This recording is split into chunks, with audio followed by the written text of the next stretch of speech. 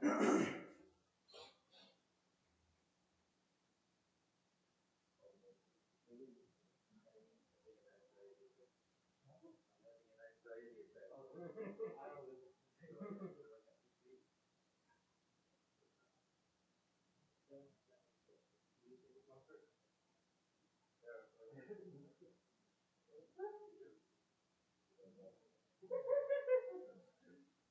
so it's time to start.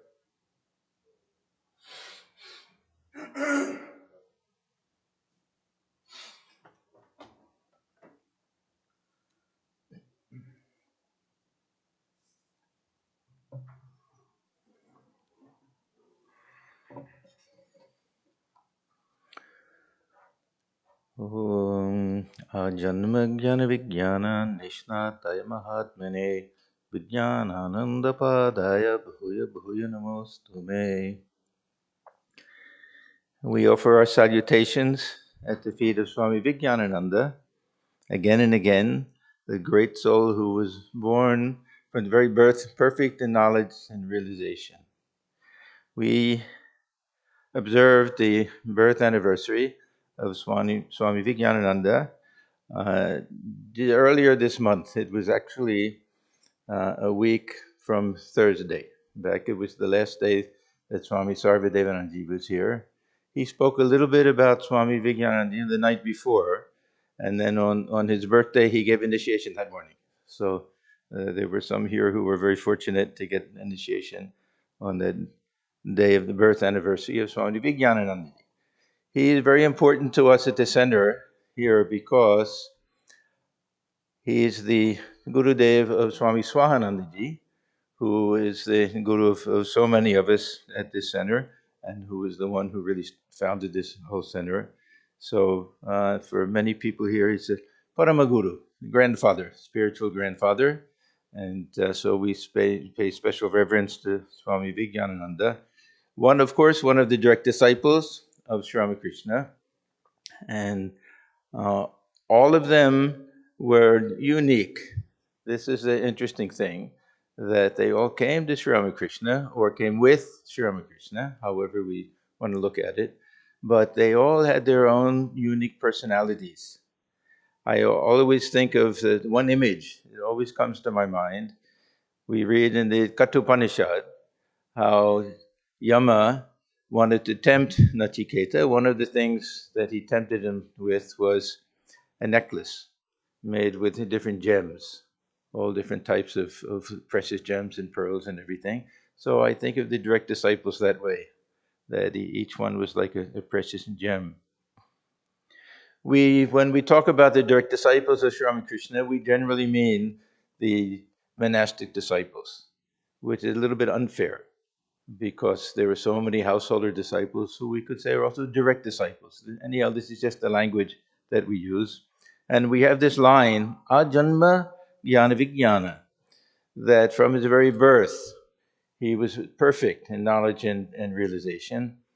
This goes to that idea that Thakur had about all of these disciples being Nitya Siddha, that they were ever perfect. Thakur says for them that yes, they just have to shake off a little bit of this Maya. They can do it through spiritual practice, or even without spiritual practice, they can do it. And he says very often in their case, they have their realization first and then their spiritual practice afterwards. We just read about this morning in the Gospel of Sri Ramakrishna, like Lau and Kumro, like certain gourds and pumpkins. I don't know if it's a biological fact or not, but the flowers come first, then the fruits, huh? Or the other way around. Fruit comes first, then the flowers. So in the case of these direct disciples, that we find that Thakur just did a touch, that he awakened something, they had their realization, but afterwards they did very intense spiritual practice. We also discussed a little bit Friday night about this distinction between Ishvara Koti and Nitya Siddha. I don't find it a very, very important distinction, that all of them participated in this divine Leela of Sri Ramakrishna. The technical distinction is who of them came each time with him when he came. These things I don't think are terribly important. there's an interesting conversation that took place with Swami Shivananda, Mahapurush Maharaj. Someone was asking him about the meaning of Ishwarakoti. And he said, "Why do you ask me these things? I'm not one of the Ishwarakotis." That there were 6 that were mentioned specifically. His name wasn't there. And he said, "But by the grace of Sri Ramakrishna, I've become one." Now, what does this mean? It means that any time he'll come in the future, that he'll also come along with him. So these Nitya Siddhas, they can also get pulled into that orbit. But the point is that they were all born with some perfection. They weren't born out of karma like the rest of us and trying to seek realization, that they had this knowledge, realization, and everything from their very birth. Why they took birth again? Is it the pull of the divine incarnation? Is it just this desire to help other people? This bodhisattva ideal? We don't really understand these things. But the point is that this Swami Vijnanananda belonged to that class. He wasn't an ordinary person. I remember there are some interviews with Swami Swahananda, and he was asked the question, when you first saw Swami Vijnanananda, what did you think of him? And he said, well, we came with the idea that he's companion, direct disciple, son of a divine incarnation. We came with that faith that he's already a great soul, that he's a God-realized soul, a perfect soul and everything. We never even questioned these things. So we also have a little bit of that attitude with regard to all of the direct disciples, monastic disciples, and all of the householder disciples. They're all playmates in this divine play of Sri Ramakrishna. So each of them had his own distinctive features, but this Swami Vijnanananda, he was a little bit unique in the sense that a little bit more eccentric than some of the others. In his way of acting, his way of talking, and his dress especially. And when he was in Allahabad and other places, it seemed that almost purposely he dressed a little bit and acted a little bit out of the ordinary, maybe to hide himself. We find this one term, this Gupta yogi, used very often to apply to Swami Vivekananda, the hidden yogi, that there'll be some great souls who don't care or don't even want other people to be able to recognize their greatness. So they do these little eccentric things and everything so that people won't recognize them. So even by his brother disciples and others, and the next generation, he was considered to be this Gupta yogi. So he would fall a little bit into this Unmadavat. Thakur used to talk about different classes of God-realized souls. He would be the one that acted a little bit like a madman. He had that element to him. So when ordinary people would meet him, he wouldn't be bothered. They wouldn't be flocking to him and everything. Those who really had that inner vision, then they could appreciate and understand him.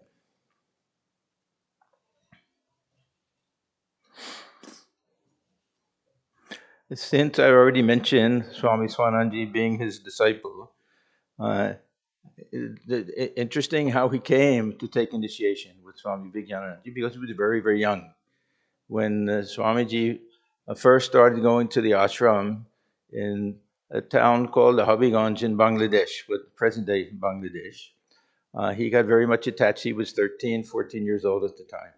Very much attached. He went every single day to the ashram. He'd go early morning. He would clean the vessels there and do other things, look after the library. So he was constantly there. And then when he was about 14, he decided he wanted to take initiation.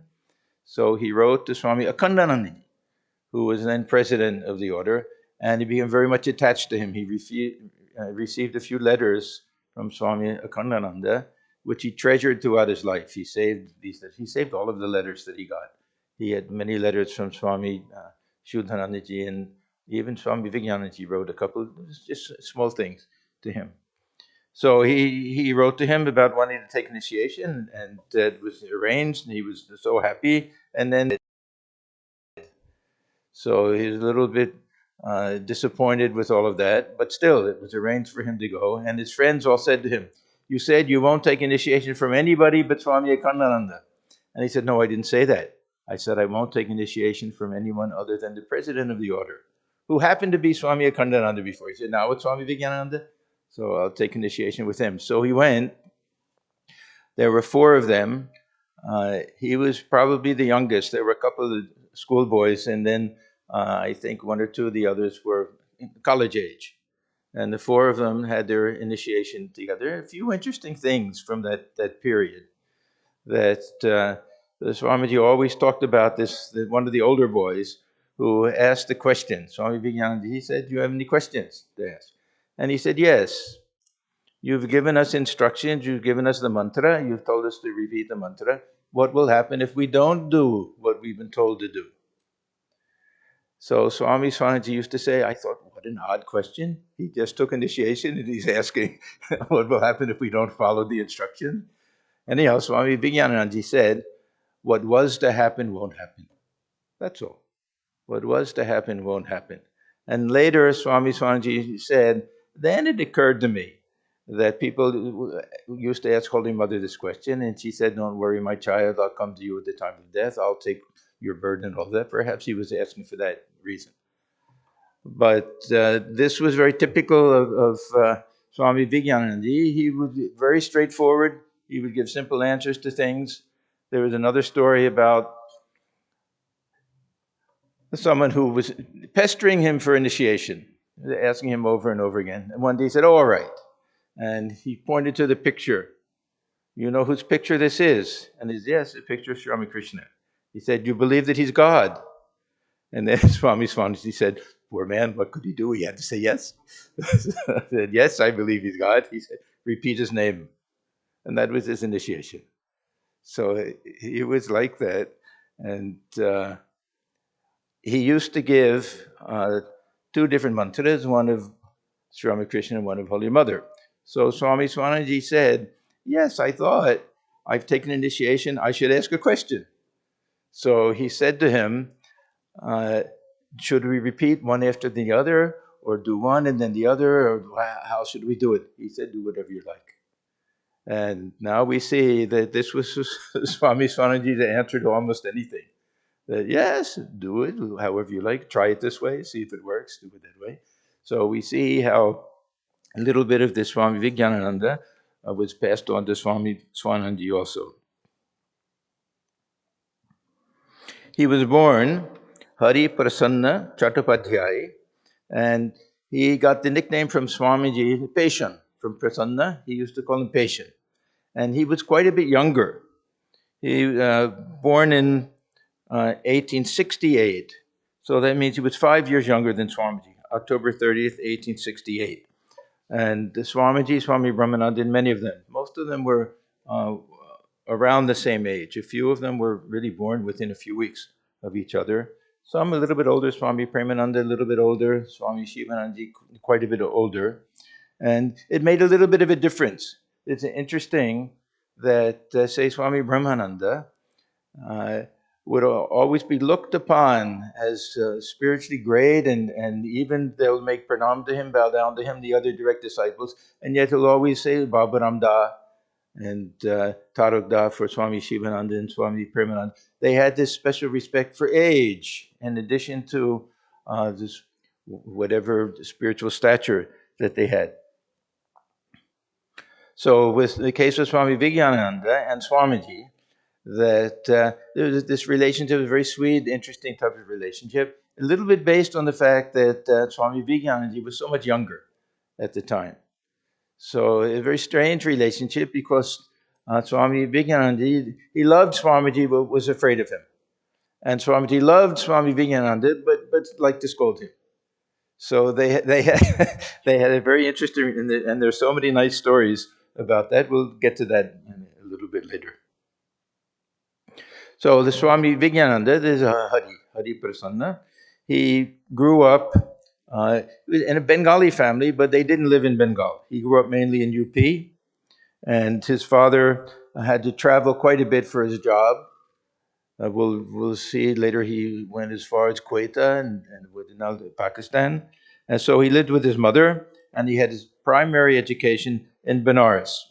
Oldest of 6 children, 2 boys and 4 girls. And in 1879, they all moved to his mother's ancestral home in Belgorya. So now he's living near Dakshineshwar. And he went to the Hare School in Calcutta and graduated in 1882. Now, this whole time, his father was living in Quetta. Word came that his father died. I could tell interesting stories about Quetta. I'm probably one of the very few people who's actually been there. I won't go into all of it, but it's a very interesting place. It's like an old Wild West town. I was there, of course, it's 50 years ago now that I was there, but it was kind of a fascinating place. Interesting memories of that.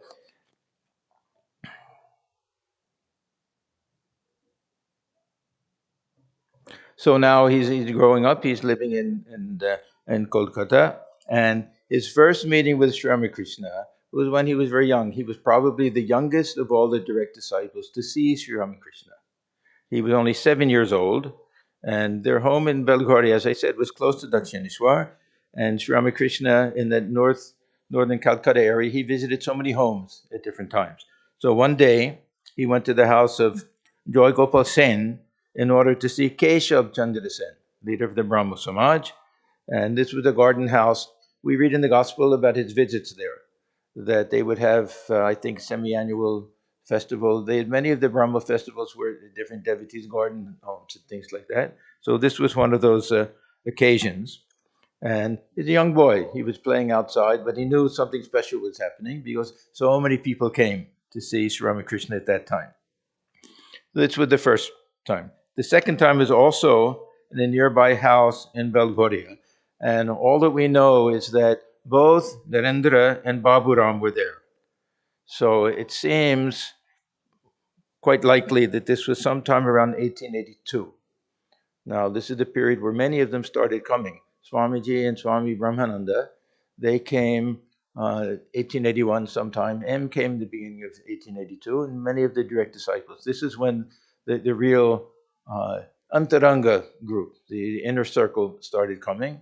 Before that, it was more members of the Brahmo Samaj and some Pandits and other people who remained close to Sri Ramakrishna, but they weren't the ones he was waiting for. So this is really that very special group. So at that time, Narendra was singing a devotional song. Sri Ramakrishna was standing in the center of the group and being held up by Baburam. We can picture this image so many times. We have the photograph of Hridoy doing it. But Sri Ramakrishna went through different periods in his life where he was very sensitive to different things.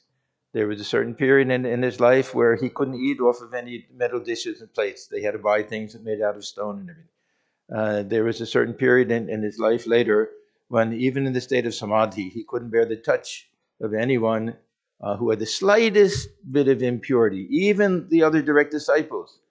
And he used to say, there's a Baburam, later Swami Premananda, was pure to his very bone. He was the one he wanted to stay with him. So he would be the one, when Thakur went into samadhi, that would be there to hold him up. Because in that state, he could easily fall. We know that in the Bhava samadhi state, he fell one time and chipped his tooth. He fell one time and broke his arm. So the very nice image to think of is Swami Vijnanananda, still is rather young, teenager, going there and seeing Sri Ramakrishna in samadhi being held up by Swami Premananda, who at that time was just a Baburam. And he saw that Thakur's face was just filled with bliss and joy. We have this expression in Bengali that someone's bursting with joy like a very ripe melon. You've seen the very ripe melon, it'll be so ripe that it'll crack open. So he said that. Such a joyful expression on its face that it seemed as if it would crack, like a cracked melon. Then later he said also, another thing that struck me has remained imprinted on my memory forever.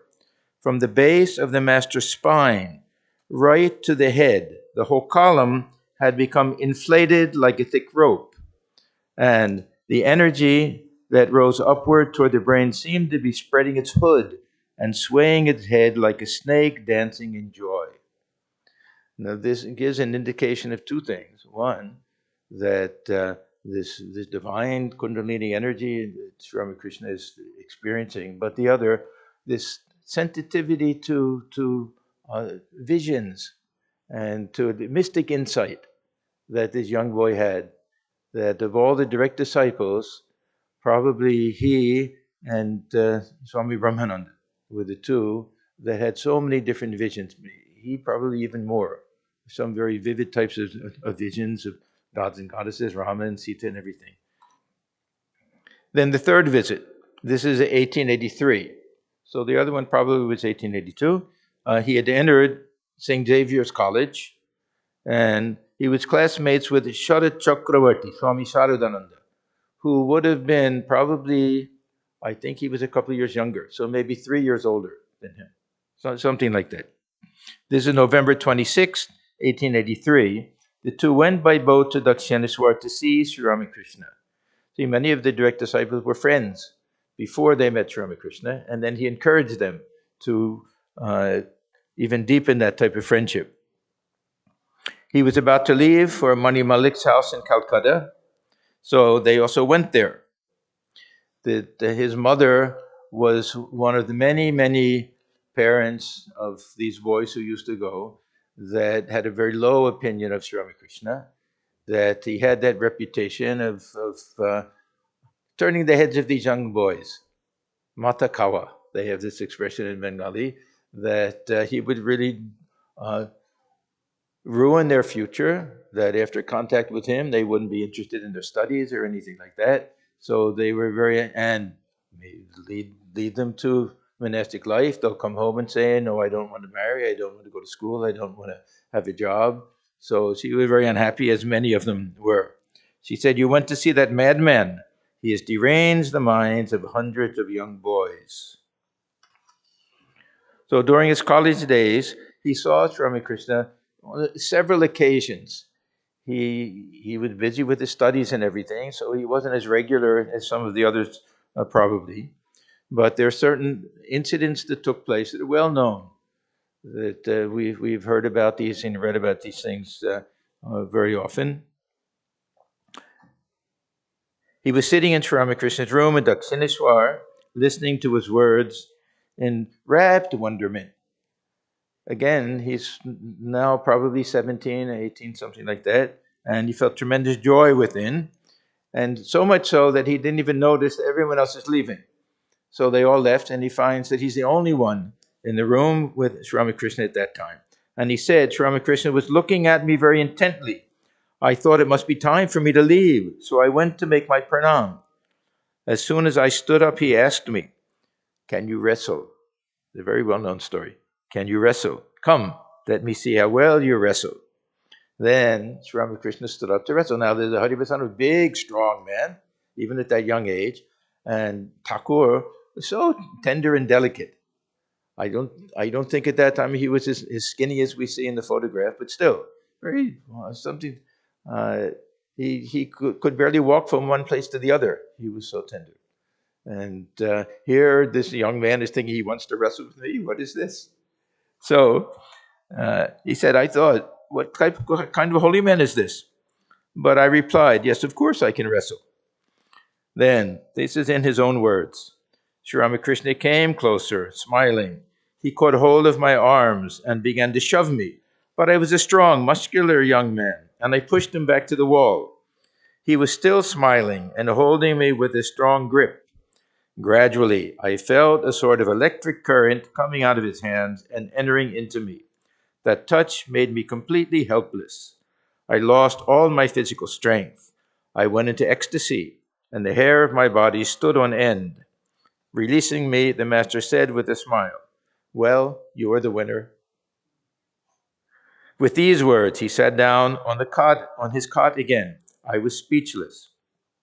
Wave after wave of bliss engulfed my whole being.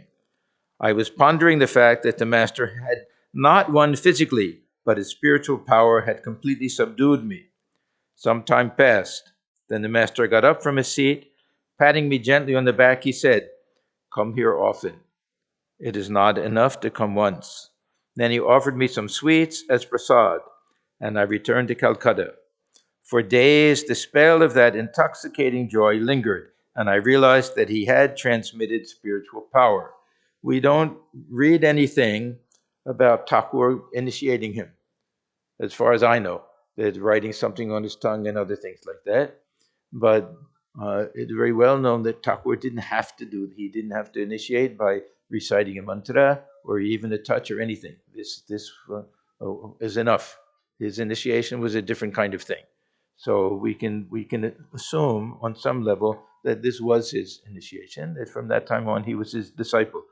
Although we can say from his very birth he was destined to be his disciple. Later, Sri Ramakrishna said, because he always connected these direct disciples with either an aspect of God or a particular form of God, something like that. So he said later, he, meaning Swami Vivekananda, wrestled with Lord Krishna in a previous incarnation. He is not an ordinary person. There were several different times when he spent the night with Sri Ramakrishna. Thakur's room, it's not a big room, but there's room for several people to sleep on the floor, and they would do that. People would come, and it would be late at night, or he would ask them that they would spread some bedding right on the floor, and they would sleep there or on the outer veranda. So it was kind of just an open house kind of thing. So it didn't have to be prearranged or anything. He would go, and Thakur would say, "Why not spend the night?" And they would do that. So this happened on several occasions with him. Seeing Sri Ramakrishna pacing back and forth, muttering something, walking out to the veranda, seemed to be talking to someone, chant the names of various gods and goddesses, clapping his hands. Then he said, I lay in bed quietly observing the master's madness. I could not get back to sleep. Sometimes the master sang and danced, and sometimes he talked to someone. At last the night passed, and I was relieved. In the morning, the master was normal again. We remember Holy Mother's experience when she first came to Dakshineswar to stay. And Thakur said, let her stay in my room with me. And he said, it will also be a good test for me, that am I really free from any desire for any carnal pleasure or anything like that. But what happened was, the whole night, later he found out, the whole night, Holy Mother laid awake because she would see him go into different states throughout the whole night. Sometimes he would enter into a state that looked like he was dead, and she would cry out and Rita would have to come. Other times he would be laughing and talking to people, so he didn't get any sleep. And when he realized that, that's when he made arrangements for her to stay in the Allahabad.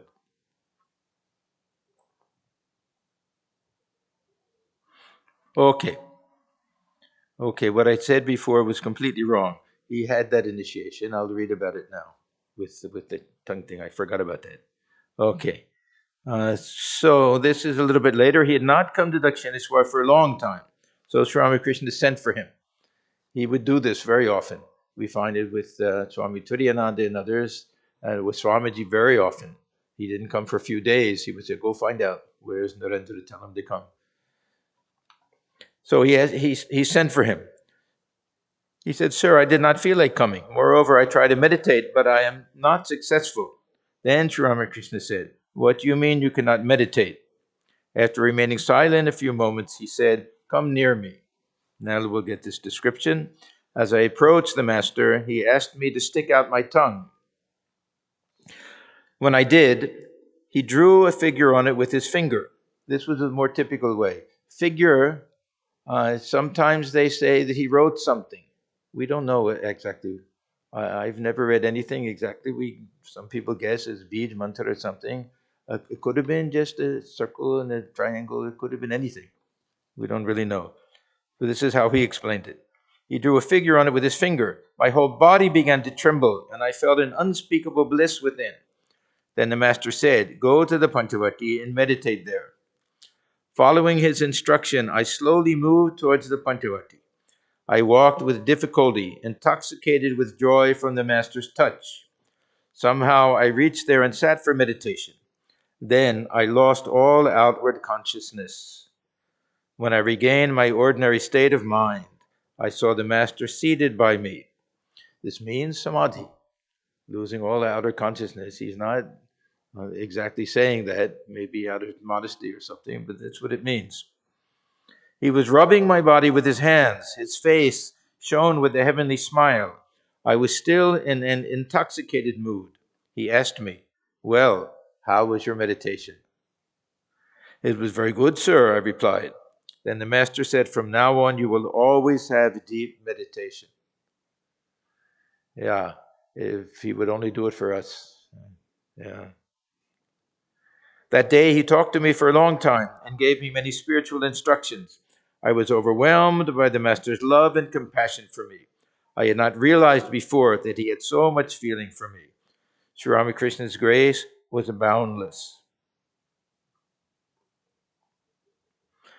One theory is he received so much grace in such a short time from Sri Ramakrishna because he was destined not to be able to see him that often, because again he'll have to move.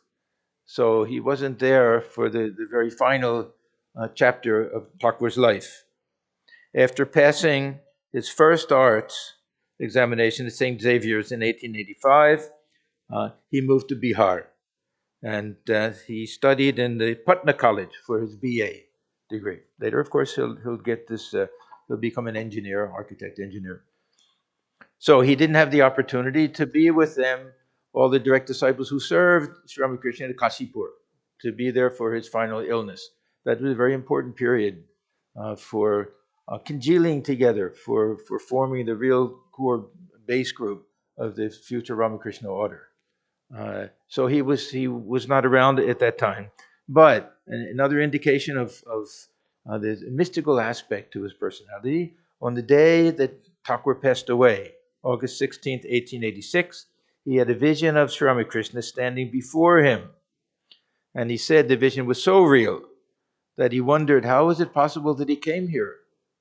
We find this so many other times with Vijay Krishna Goswami, later with the Holy Mother, after Thakur had passed away, that she even felt his hand on her hand.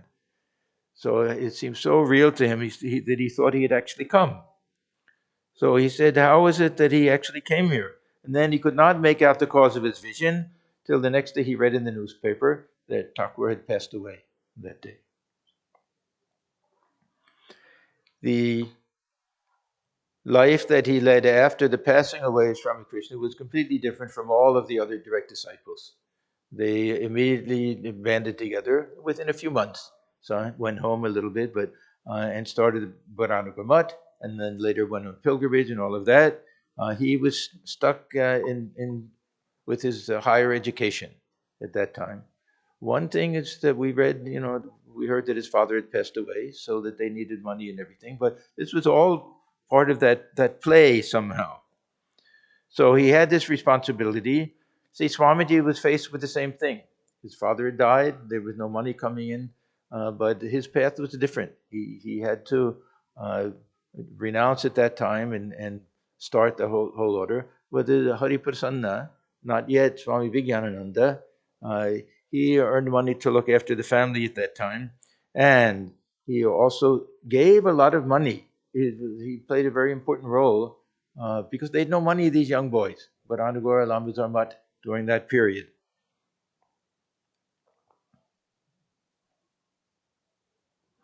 And he had that future role to play. He was the architect for Belur Math, for the main temple, and even before that, for the shrine that was built, and other places also. I don't know how it happened, but when I went on pilgrimage to Bangladesh and Borishal, a very distant place, a very plain, simple temple, but they say that he designed that temple also. Yeah, I don't know how that happened to come about. So he continued with his education. He graduated from Patna College in 1887, then went to Pune College to study civil engineering. After that, he lived in a place called Ghazipur. We know about Ghazipur because of the Pabhari Baba. And he also went to visit him. Pabhari Baba was considered a very great saint at that time. Swamiji also went to see him many times after Thakur's passing away. And this Pabhari Baba also knew about Thakur. And they say that he kept a picture of him. A very beautiful portion of the Gospel of Sri Ramakrishna where they tell him, they say, oh, this Bhavadi Baba, he keeps your photograph by his bed. Then Thakur just dismisses it. He says, it's just a pillowcase. What is that photo? Just a pillowcase. And then there's not too much talk after that. But so he stayed in the Ghazipur. It's not far from Varanasi. It's easy to go. I know some of our monks went there and visited that place. He lived, it's kind of half of a basement and half of a cave kind of thing from the description that we get in the bottom of somebody's house. So he lived there. He traveled to different places.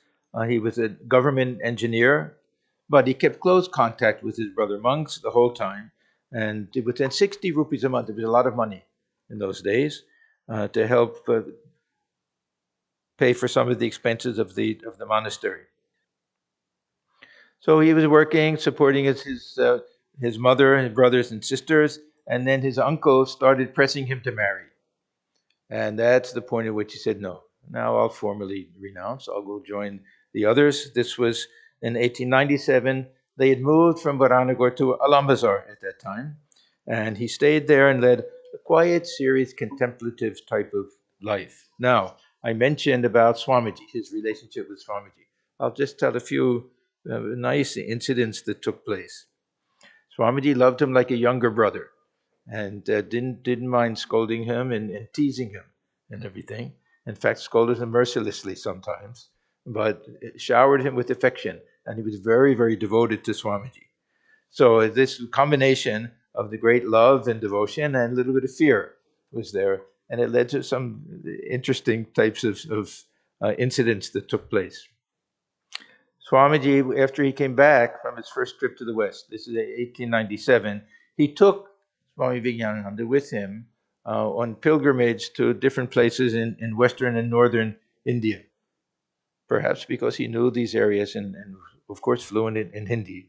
And they visited the old temples of Rajputana. Then Swamiji had long discussions about architecture and his plans for the future Ramakrishna temple at Belur Math. And after they went back, that he made some sketches and everything. And Swamiji actually made corrections and changes. Swamiji had a vision. If you look carefully at the main temple at Belur Math, you'll see that there are elements of all the different temples, styles, architecture styles throughout India. And there are also portions that are like the Arabic style of mosques and also old Catholic cathedrals. There's a very nice booklet that was made by Hemendra Maharaj. He was an architect also who joined the order. That shows all of the similarities between the elements of the main temple, Ramakrishna temple, the Belur Math, and all of these different very famous temples and churches and cathedrals and mosques in different parts of the world. So Swamiji had that vision, and then the Swami Vijnanananda, he did all of the detailed work and everything for that. Then they bought that property at Belur Math, and the monastery was moved to there. They stayed in the Lambar Babu's garden house first, and then he was responsible for constructing the buildings that were there. There wasn't much there at that time. So he built what we now call the old shrine room, and he made up all the plans for everything. And then finally, Belur Math was ready for the consecration ceremony. This was December 9th, 1898. And it wasn't until after that he finally took his monastic vows. So much later than all of the others. This was May 9th in 1899. And Swamiji said to him, do as we did. What did they do? There's a type of procedure that can be done, taking vows in front of the fire. And there's this phrase, with fire as my witness. He said, this is what we did. We simply took on our own. They didn't have anyone. This is an Atpur. There was no one to read the mantras to them or anything, and they would recite them. So he said, do as we have done. Take your sannyas directly from the master. So just in front of the fire, doing a little bit of ritual and everything, and looking upon Sri Ramakrishna as the sannyas guru. So he went to the new shrine, and seated himself before the photo of Sri Ramakrishna, performed Virajahoma. There's certain mantras that have to be done and offerings into the fire at that time, and then took the name Swami Vijnanananda. We don't know if he took it himself. Perhaps Swamiji gave it to him. Swamiji chose many of the names, it seems, for the other direct disciples. Now, one of the many incidents that took place between Swamiji and him happened around this time. He wasn't as directly involved, but he was the witness, and his reaction to it is very, very interesting. He was the cause of this thing, but it involved more Swamiji and Swami Brahmananda. One of the tasks that Swamiji gave him was to make bathing ghat steps, because the only water source they had was the Ganges, and they had to walk down a slippery slope there, and the rainy season was very hard, and just with buckets to bring water back. So he wanted them to put in concrete steps going down the Ganges. So he asked how much would it cost. They had very little money in those days. So he wanted to see it done. He knew Swamiji wanted it done, and he knew if he said too much, that Swamiji would say, forget it. So he underestimated a little bit, and probably not thinking, well, what am I going to do if we get caught, something like that. So Swami said, okay. So work was going on, and then at one point, they realized that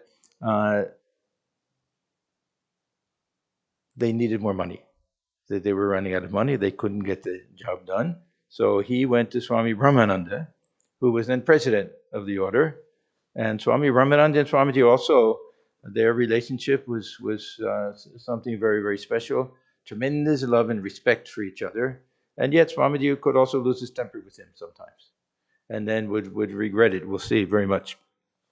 So he went to him and explained the situation. Swami Brahmananda was also like a big brother to him. He said, Swamiji is going to kill me if I tell him that I underestimated. We need this much more money. What am I going to do?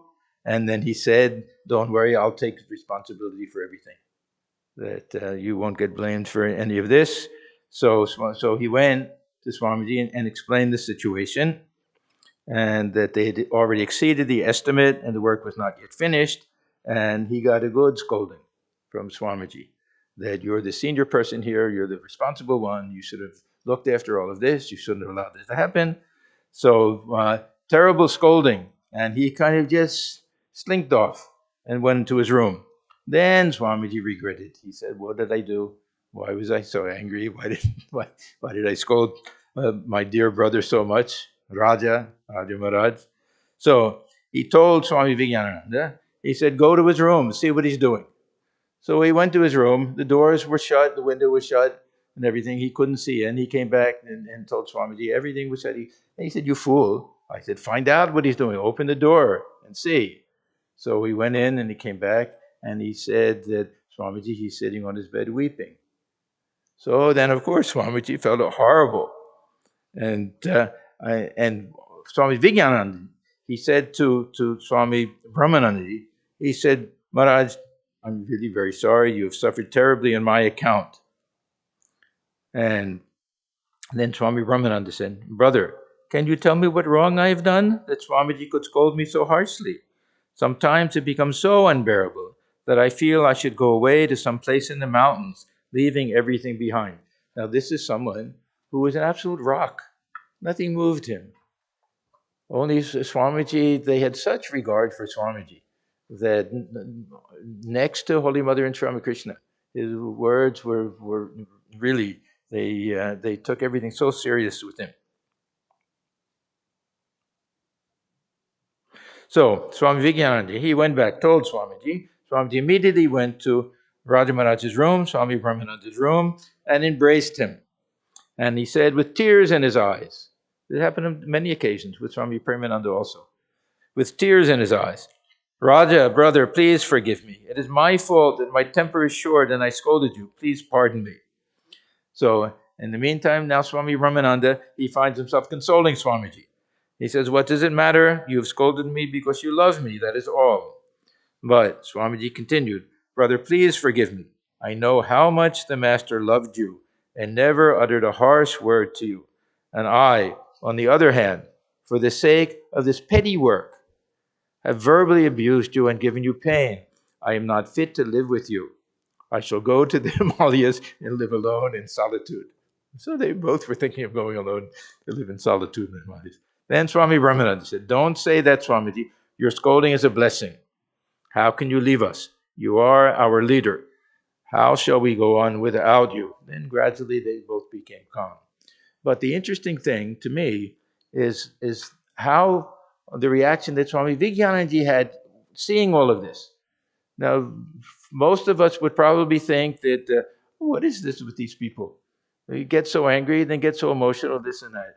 But he later remarked, I shall never forget that scene in my life. I never saw Swamiji weeping so bitterly. What a bond of love existed between them. Swamiji loved his brother disciples like a mother, and that is why he could not bear any shortcoming in them. He wanted them to be as great as himself, nay, even greater than himself. His love was incomparable. Yeah, Swamiji used to say that it'll be good if when he passes away, that he said that a small tree cannot grow in the shade of a big tree. And he wanted his own disciples to grow into huge trees. It'll be better when he's gone, that they won't always be under his shadow that way. He really wanted his disciples to be even greater than him. Another nice story about Swami Vijnanananda and Swamiji with regard to Holy Mother. The Swami Vijnanananda, of course, they all had tremendous respect and love for Holy Mother, reverence for Holy Mother, but he didn't go to her very often. And now it could have been that she was too great a luminary. This was the case with Swami Brahmananda. He also didn't go very often. And when he went, he would cover himself completely. His body would be shaking. He would be perspiring as if he's going really to see the Divine Mother herself in person. So some of them who really recognized her greatness were a little hesitant and thinking, even am I pure enough? When Swamiji came back from the West and he went to see Holy Mother, he had to sprinkle Ganges water on himself and in front of himself, even to bring himself to see her. They had that type of reverence. Other possible explanation is that we know that Sri Ramakrishna warned his monastic disciples very much about keeping the company of women. And especially so, it seems, with Swami Vijnanananda and probably with Latu Maharaj also. It's a very humorous story about Latu Maharaj. When they were in Kashmir, Swamiji was in Kashmir on the houseboat. And some of the Western disciples were there. Sister Nivedita, Josephine MacLeod, Sarah Bull, they were all there at that time. And Latu Maharaj, I don't know how he showed up, but he was there at that time. And Swamiji said to him, go into the other, there were different boats that were connected somehow. He said, go into the other boat and bring something for me. And he knew that the ladies were there. And he knew with Latu Maharaj that whatever Thakur said to him, if he said, don't look at the face of the woman, it would be 100%. So he sent him in there. Latu Maharaj, as soon as he saw him, he dove in the river. So it was so simple that way. So perhaps this was a little bit of the hesitation also, but we find that he didn't go to see Holy Mother as often as some of the others did. So one day, they were all together at Balaram Bose's house in Bagh Bazaar. The Holy Mother was there. And Swamiji said to Peshan, as he called him, to Swami Vivekananda, he said, did you go and make pranam to Holy Mother? And he said, no, Swamiji, I didn't do that. He said, what? You go right now and lie down, make pranam to her. So he went, and he didn't know that Swamiji was following him. And he went there, and he went in the room, and he bowed down before her and made pranam that way, and got up to come out and saw Swamiji standing behind him. And then Swamiji said to him, what is this patient? Does anyone salute a mother like that? Bow down to her by lying flat on the ground. Sashtanga pranam. Holy Mother is the mother of the universe. And Swamiji himself did that. Prostrate fully with arms and everything out. And then Swami Vivekananda also did that. I have this theory, I don't know if it's true or not, in my case it's true, that if you go to Belur Math and you see the monks in the morning, they'll all go around and make pranams at all of the temples. They may or may not make Sashtang Pranam, well, completely flat on the ground to all of the other temples, but almost invariably they'll do it for Holy Mother. And I think it's because of this incident with Swamiji. At least with me, whenever I go there, I remember there's Swamiji saying to him, "This is the way one makes pranam to Mother."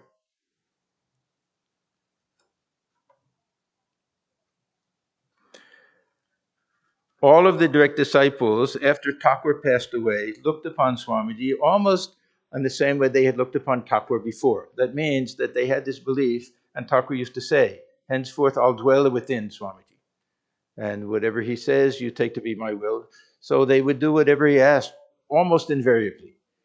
Even Swami Ramakrishna, who did puja so faithfully at the earlier monasteries, Baranagar Mutt, Lambazar Mutt, and everything, as soon as Swamiji asked him to go to, at that time, Madras, Chennai, that everyone thought it impossible. He'll never be able to leave. Immediately he did it. So it was the same thing here, that Swamiji had asked him to go to Allahabad. This is considered one of the great holy places in India, Prayag. It's the confluence of the Ganges and Yamuna, and then the subterranean Saraswati River. We always thought this was a little bit of a mythological thing. And then some years ago, they found, by these satellite photos and everything, the actual riverbed. So it was once a real river. Saraswati, the goddess Saraswati, actually is an old Vedic goddess of the river, or the river itself. So this is a very holy place. And since he knew Hindi so well and was used to living with the people in UP, he was sent there. So without any hesitation, he started up the work there. And he had finished what he had to do at that time, at least, at Belur Math. That was the embankment, and that was the old shrine and everything. And this is the beginning of 1900. So this will be after Swamiji came back the second time, his second visit, and only lived another year and a half after that. He took up residence in a place called the Brahmavadan Club. There was no building, no ashram, nothing like that. And he spent his time very quietly. He was a serious, quiet person also, in deep meditation and study. He was a very good scholar, Sanskrit scholar, and Hindi, English. He knew everything very well. So he led a very austere type of life. There was no water, there was no electricity in this house where he stayed. He was very simple. He really could lead a life of great austerity. He had to do his own cooking, simple rice and dal. And he was very happy. He didn't care for any of these other things. They say he spent 15 hours a day for 10 years while in the Brahmavadan Club in intense spiritual practice. That means meditation and study, prayer and everything. Members conducted evening Arati daily, and he gave classes on Gita every night, slept in the same library hall where he held the classes. Many of our Swamis did these things in the beginning. I remember hearing all the stories of Swami Lokeshwaranandaji when they first started, even before Narendrapur, that Paturia Ghata, that the same desk that he used during the daytime would be converted into his bed at night. And just sleep. They didn't have anything in those days, and they were happy to do all of these things. So this is the period where we start to see him really develop into the Swami Vijnanananda that we know. There had many different visions. Vision of the goddess Triveni. Triveni is, of course, the presiding deity of Allahabad, because Veni means a braid, but it also refers to the three rivers that come together. And the goddess is supposed to be a young girl with the three braids. So he had visions like that. He would see from the back a young girl with the three braids and everything. And one day he had a vision of Swamiji seated on the lap of Sri Ramakrishna. And again, next day he found out that Swamiji had passed away at that very moment. So Swamiji, somehow, as he was leaving the body, he let others know about it. Swami Ramakrishna Order, down in Madras, and Swami Vijnanananda up in Allahabad, both had some visions. The Swamiji said to Swami Ramakrishna, "Look, Shashi, I've spat out the body." Huh? And the same thing. Next morning, he said, "Well, what was that I saw last night?" Then saw in the newspaper Swamiji had passed away. He never spoke. He wasn't a preacher. He just these classes that he would take on Gita and other things. It was a very simple, austere life. He rarely went outside, and yet many people were attracted to him. And when he did go outside, he was so odd looking that people would not know what to make of him. Little kids would run after him and tease him and laugh at him and everything, and he didn't care. His dress. We hear about these things that he would have kind of a long cloak made with all different pockets in it, and he kept all different things in the pockets. That anybody said, "Oh, I need a pair of scissors," or "I need some string," this and that, he'd reach into a pocket and pull it out. And he would wear, even and Allahabad can be very, very hot. All year round, he would wear 2 or 3 pairs of socks. Yeah? And then he had that cap that covered his ears, so he looked very odd. And when the boys would come and tease him and make fun of his clothes and everything, he would laugh with them. He says, "Yes, don't you know that I'm one of Ramachandra's monkeys?" See, this area is very much associated with Sri Rama. It's very close to Ayodhya and Chitrakoot, two places, very great pilgrimage places there. So he was also just imbued with that spirit of Rama, and did some translation of Ramayana and other things also. Just to show you, we were again reading this morning that Sri Ramakrishna was familiar with his Rama Gita, and so I was asking about it, and we have a copy translated by Swami Vijnanananda. This is part of that Adhyatma Ramayana. And Thakur also knew somehow he must have attended a whole series of talks or something on Adhyatma Ramayana, because he didn't read these things himself. They had to be read out to him, of course.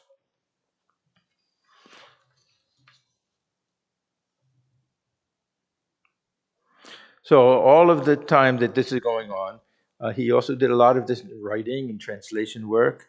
And he worked, when he was working on Ramayana, that he had frequent visions. He really felt that Rama, Sita, and Hanuman, that they were there present with him. Many different visions of that type during this period.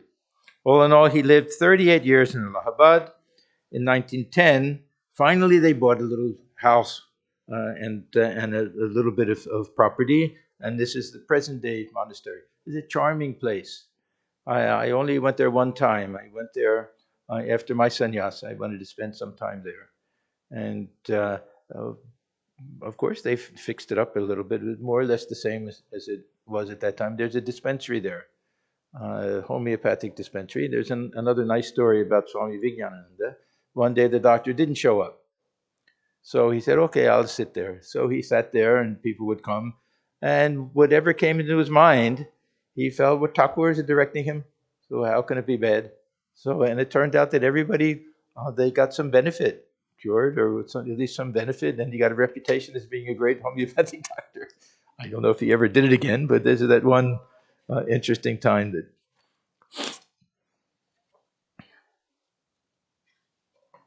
The temple at Belur Math, the present-day temple that we know, it took a long time before they could raise the funds.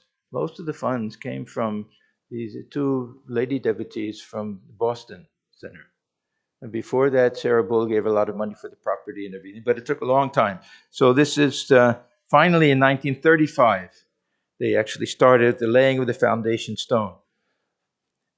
Swami Shivananda, Mahapurush Math, he had laid down the foundation stone earlier, but it had to be moved. So this new one, which is the real one that we have now, was laid by Swami Vijnanananda.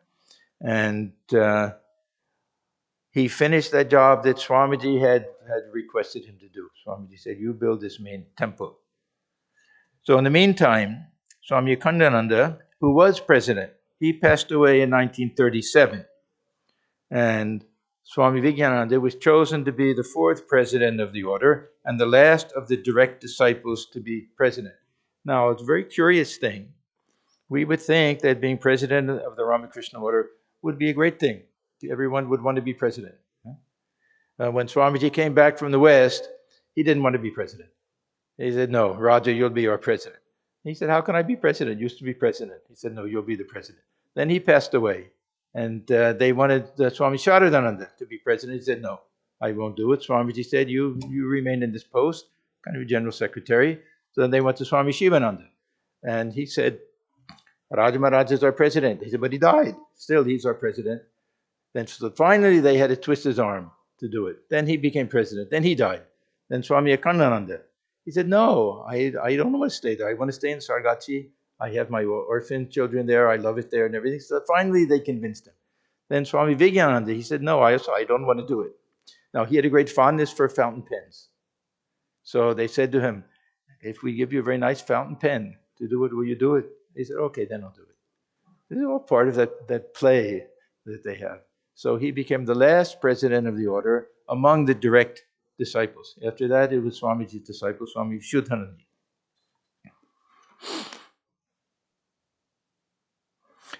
Then on January 14th, 1938, Swami Vijnanananda performed the consecration of the new temple to Sri Ramakrishna. Great event, very important event in the history of the order. He told his attendant, "When I install the master in the new temple, I shall say to Swamiji, 'Your consecrated deity has now been installed in the temple you planned. You promised that you would watch from on high. Please see now that the master is seated in the new temple.'" Thakur had told Swamiji, a very wonderful statement, that wherever you carry me, there I'll reside. So that meant that Swamiji always carried the ashes of Sri Ramakrishna. And of course, that portion that they kept, part of it is in this yoga den, Kankogachi. But anyhow, so Swamiji wasn't alive at that time, but he had done it in the old shrine. So anyhow, that was moved. This is what he said to Swamiji. Then the attendant, at 6:30 a.m., Swami Vivekananda entered the inner shrine, placed the relics of Sri Ramakrishna on the altar, and offered flowers. When the worship was over, he returned to his room. The attendant asked him whether he had remembered to say something to Swamiji. "Yes, I said to Swamiji, 'You told me you would watch from on high. Please see now that the master is seated in the new temple.' Then I vividly saw Swamiji, Rakal Maharaj, Mahapurush Maharaj, Sharat Maharaj, Hari Maharaj, Gangadhar Maharaj." This is Swami Sharadananda, Turiyananda, and Swami Akhandananda, and all the ones who had passed away, and others standing in the southwest corner watching the consecration ceremony. Then he also mentioned that he had spoken to Sri Ramakrishna, and they asked, "What did he say?" And he kept quiet. But they all felt that he had received permission to leave the world, that now he had finished that main task of which Swamiji had requested him to do. So after a while, he said, "Now my work is over. Today I'm relieved of the responsibility that Swamiji entrusted to me." Then from that point on, his health went downhill. He was taken back to Allahabad, and he refused any medication. This was a lifelong thing with him. He was one of the few direct disciples that really followed this titiksha, literally, that not to take any medicine, any remedy. There's a little expression, they say this, Oshadham Janvi Toyam, that Ganges water will be my medicine. Vaijo Narayano Harihi, and the Lord himself will be my doctor. So that was his attitude. They convinced him at the end to try a little bit of some Ayurvedic thing or something, but otherwise he wouldn't take any type of medicine. That was his faith, that he simply relied on Thakur for everything. Even to take medicine was something he wasn't interested in doing. So he refused any medication at that time, relying completely on Sri Ramakrishna. And then that final day came on April 24th, and many of the monks had come to see him at that time. None of the other direct disciples were alive. Probably Swami Vivekananda was alive, possibly. But anyhow, none of the others were there. And the ones, the other monks who were there, they began to chant, Om Namo Bhagavate Ramakrishnaya. And he passed away early the next morning with a great, huge smile on his face, beaming with joy.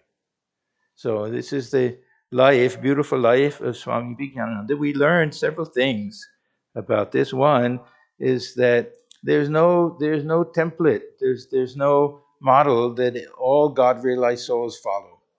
We get this wrong impression sometimes when we read about the Stita Prajna, that God-realized soul, everything will be smooth and quiet and this and that. Thakur gives a better indication that really some are like ghouls, some are like madmen, some are like children. He embodied all of those traits, that sometimes he really seemed like a mad person and was so peculiar with his behavior and everything, but a man of perfect God realization and perfect dedication. And we have this special connection, as I said before, with him through our Swami Swahananda and many of his own disciples that form part of the core group of our temple here. So anyhow, I'm very happy that I could say a few words out of great love and respect for Swami Vijnanananda. And I will close here. Any announcements to make? We'll send out our monthly announcement soon. I don't even know who's going to speak next Sunday, but regarding Christmas Eve, we're still wavering. We pretty much have to wait and see if, where this COVID thing goes. That this is the one time when it's almost impossible. Christmas Eve means all singing together and eating together. So is it possible that we'll have to miss it again this year? We'll see if things get better or not. On the 26th, we have Holy Mother's birthday. That we'll be able to manage with people wearing masks and things, probably hand out prasad. Anyhow, look for the message that will come. Those of you who don't get our message, please go to our website. You'll see you can click on contact, and then you can put in your contact information. You'll get the monthly message with our monthly schedule on that. Any other things? No. Okay, then I will close.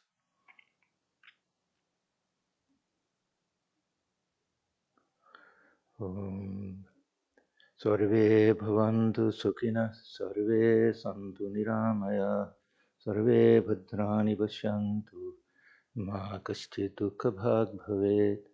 Om Shanti Shanti Shanti Hari Om Tat Sat. May all beings be happy. May all be free from disease. May all realize only good things in their lives. May none suffer from misery. Om peace, peace, peace be unto all.